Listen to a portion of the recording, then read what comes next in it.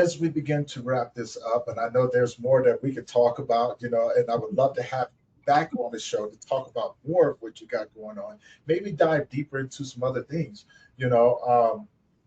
But as we begin to wrap this up, if you had any words for the audience, anyone out there experiencing narcissistic abuse and may not be aware, what would you tell them?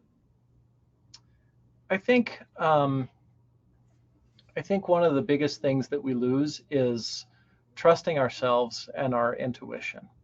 And we begin to, to think that we just don't see what's going on.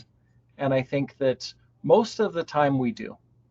And and I add on to this that we usually use that to beat ourselves up, to shame ourselves, to judge ourselves, and it's never helpful.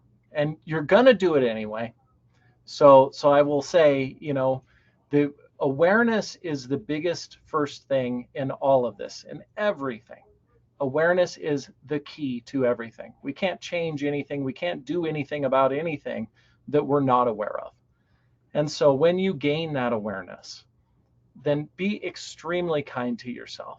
And when you beat yourself up, because you most definitely will at some point, then step back again to that kindness, that compassion, and allow. And it's something you can't beat yourself into being kind to yourself, which we try to.